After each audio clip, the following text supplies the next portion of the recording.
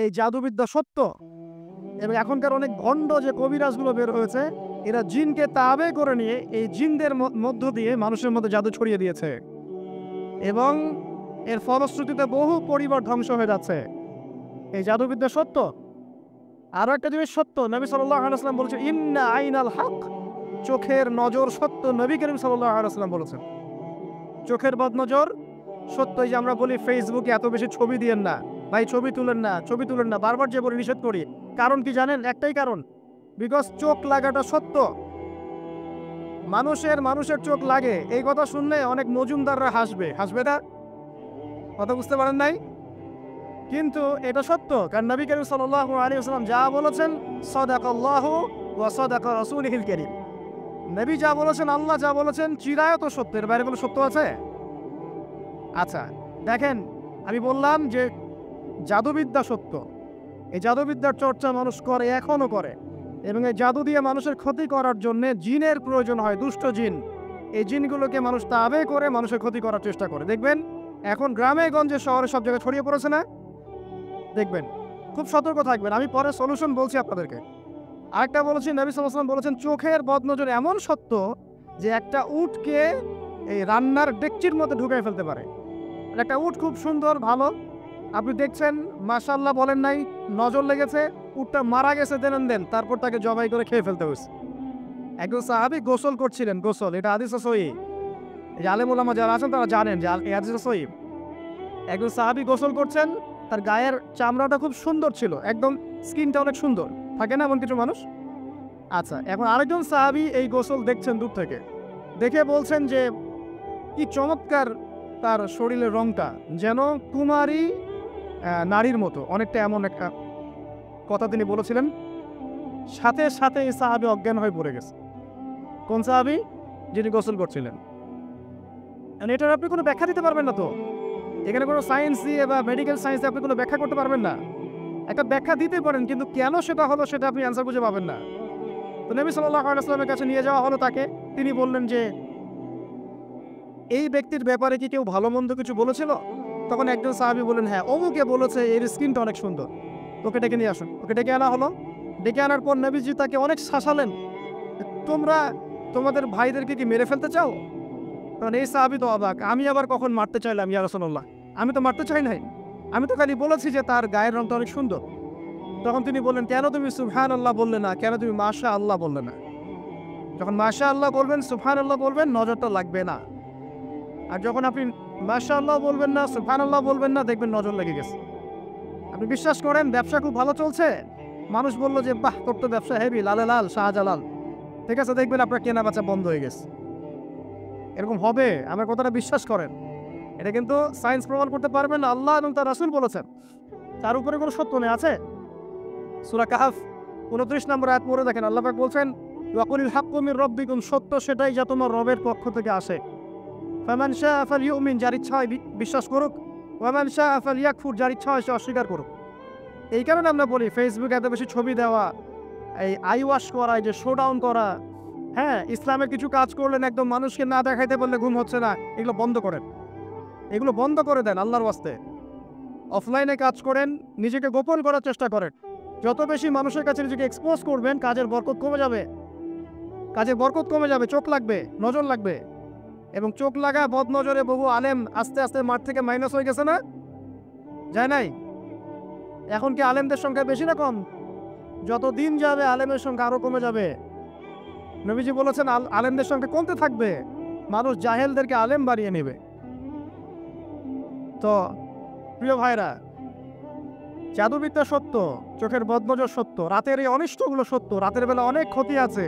এই জন্য নবীজি বলছেন বাচ্চাদেরকে বাইরে বের করো না, এবং তোমরাও রাত যখন গভীর হবে তখন এদিক ওদিক ঘোরাফেরা করো না। দেখবেন রাত যত গভীর হয় আমাদের শহরগুলো তত জীবিত হয়, তাই না?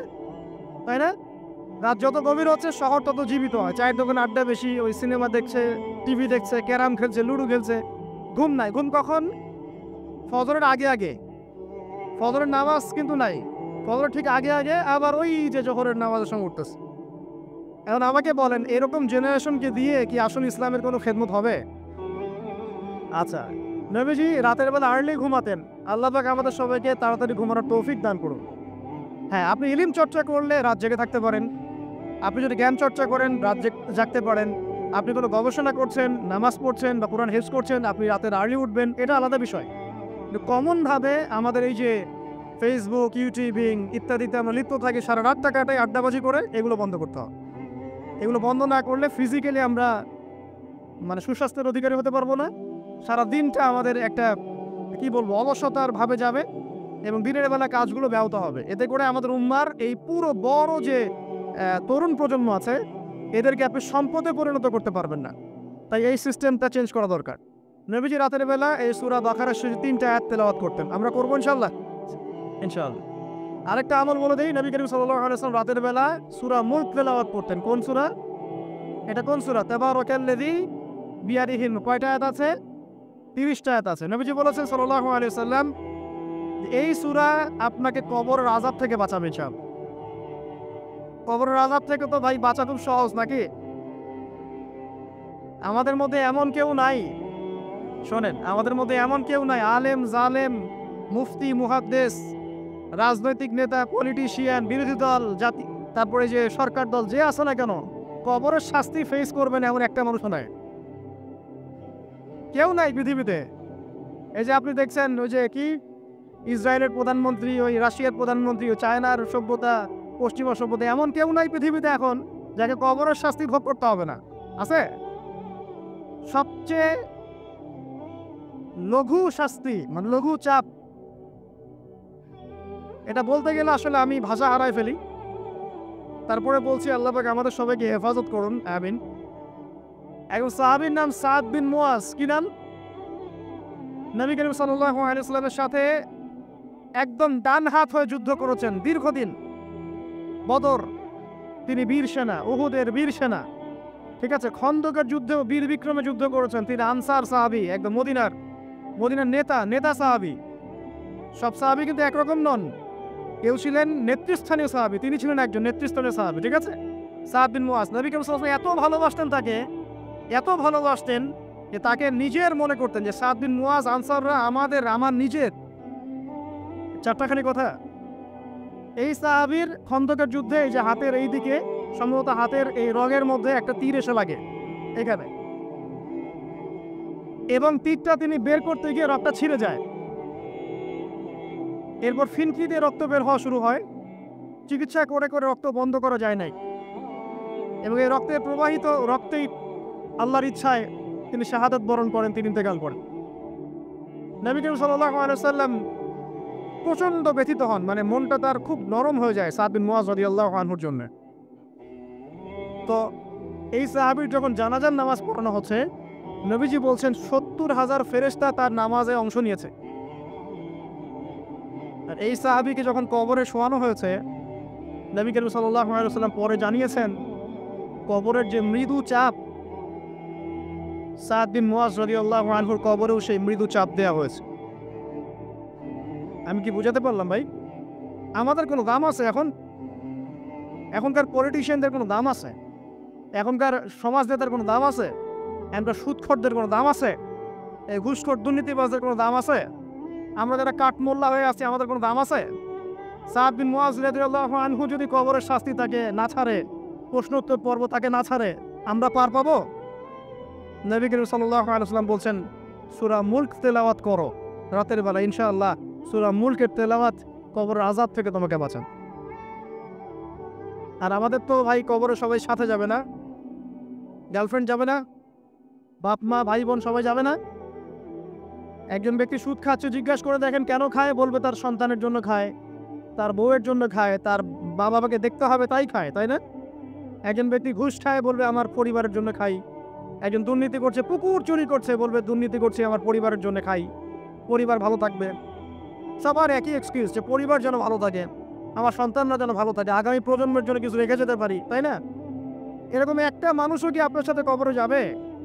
আরে এই বোকা মানুষ কেন বোঝে না যে আপনার কবরে আপনাকেই যেতে হবে? তাহলে আপনি কি কারণে, অন্যের কারণে নিজের পরকাল নষ্ট করছেন? অন্যের সুখের জন্য আপনি আপনার পরকাল নষ্ট করছেন। সুদ খাচ্ছেন, দিব্যি মায়ের সাথে জেনা করছেন। আপনাদের এলাকায় নাকি সুদের সমস্যা অনেক বেশি।